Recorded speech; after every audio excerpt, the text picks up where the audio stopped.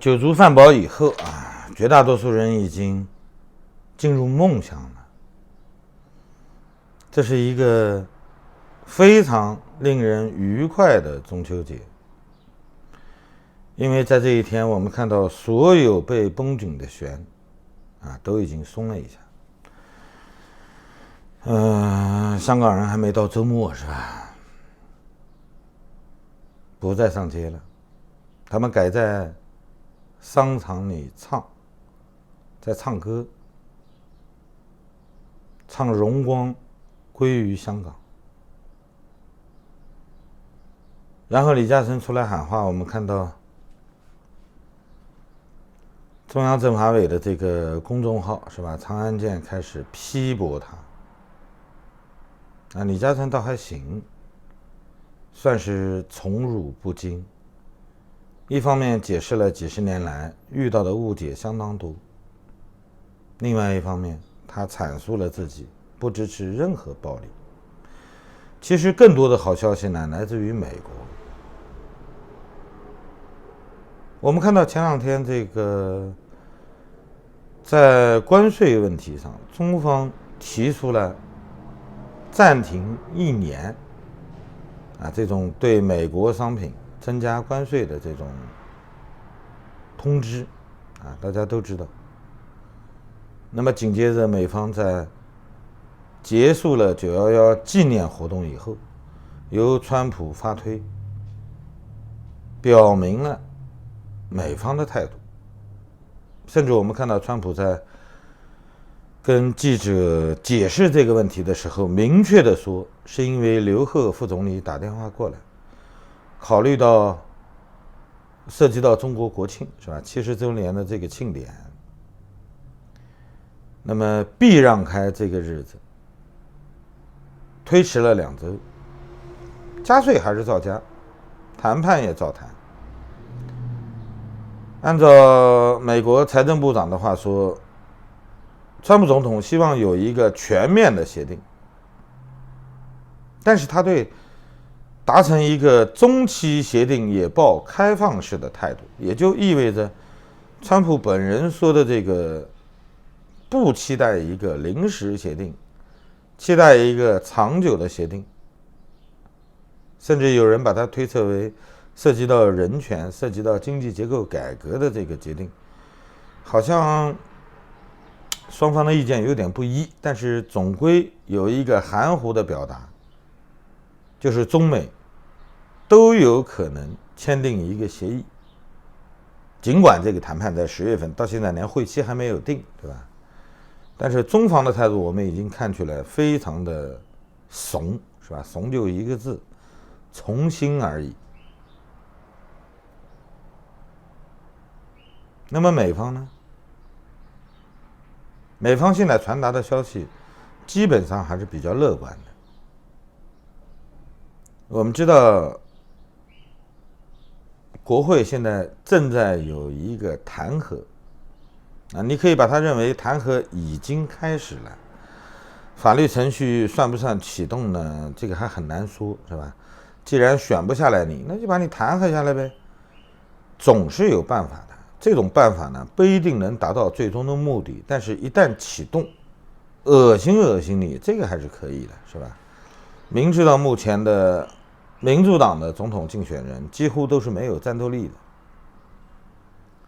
所以现在他们采取了这种给他制造一点麻烦的这种方式。我们现在看到所有的已经开始的这些行为，几乎都是一边倒。我们看到很多好消息，甚至非常非常小的消息，是吧？中美之间又开始农产品的贸易了。川普说期待中国发出更多的订单。那么中国这边呢，也通过一些新闻媒体开始报道，从期货市场上购买了60万吨美国大豆。针对贸易冲突开始之前的动辄几百万吨，一年进口量9000多万吨，其中有3000多万吨在美国，那么60万吨这个数字几乎可以忽略不计，但是它正是因为这个小小的交易，它竟然拉动了期货市场，可见人们对中美之间的问题导致的波及全世界经济的这种担心始终是存在的。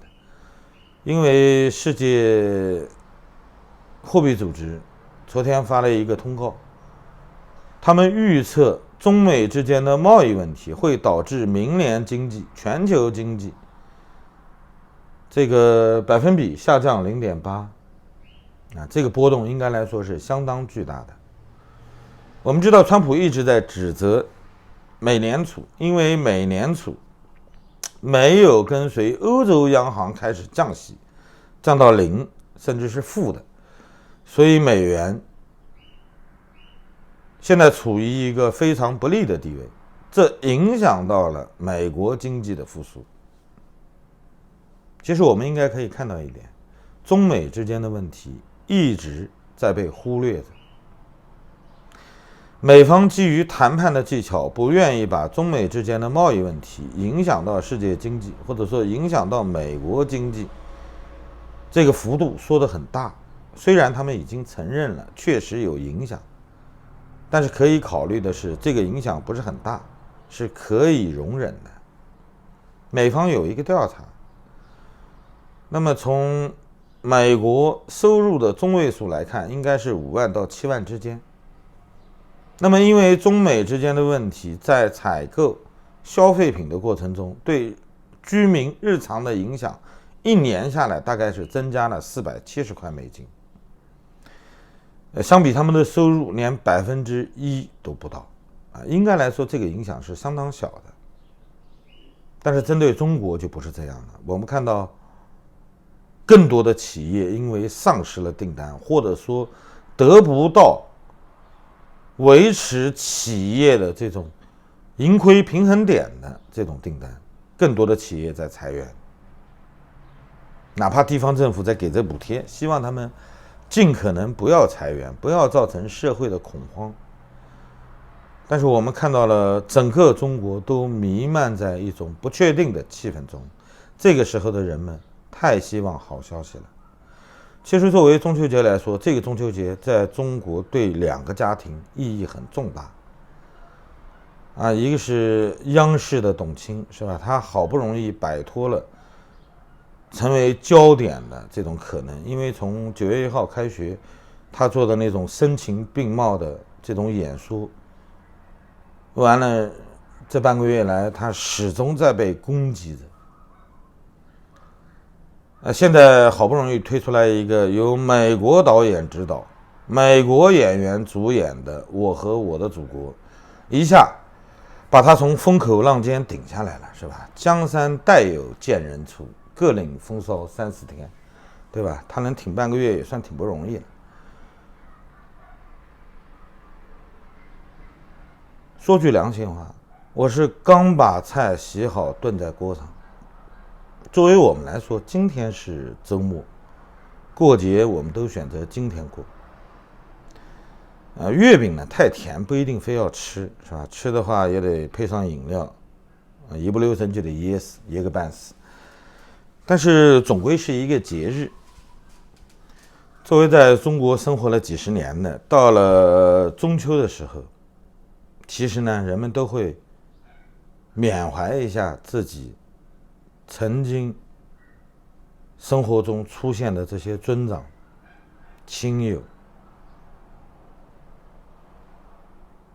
中国庆祝中秋的东西很多，但是现在可以拿来庆祝的很少。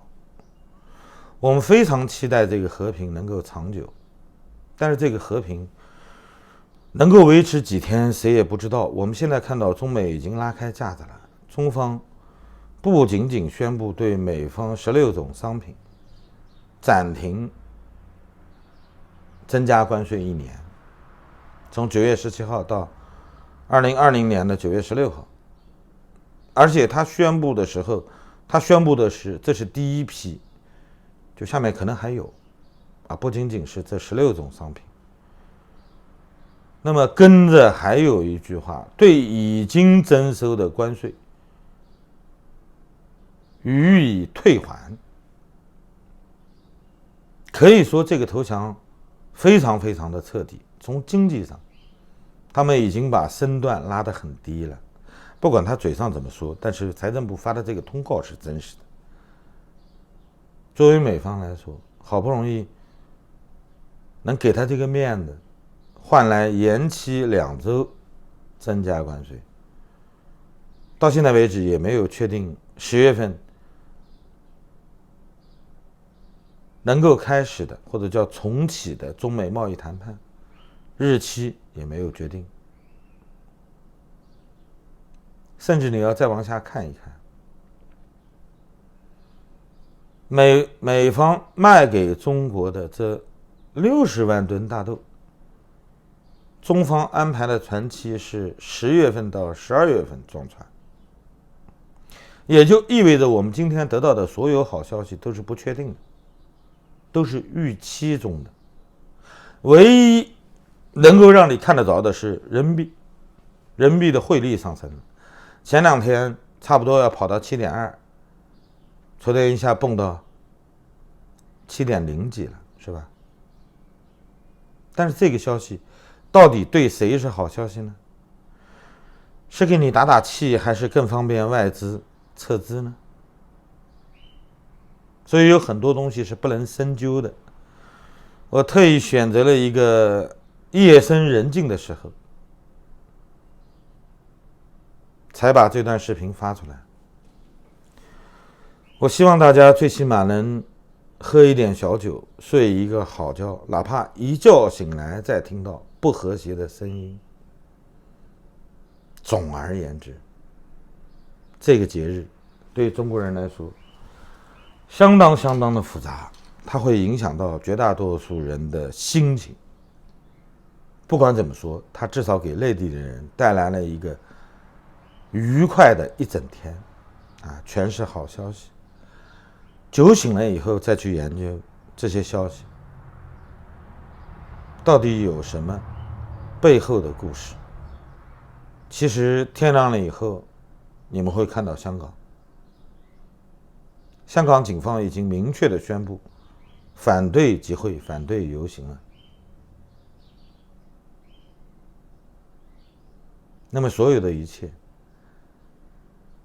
最终影响到中美之间问题的，影响到中国在国际社会中目前的这种态势的，就在这个周末的香港。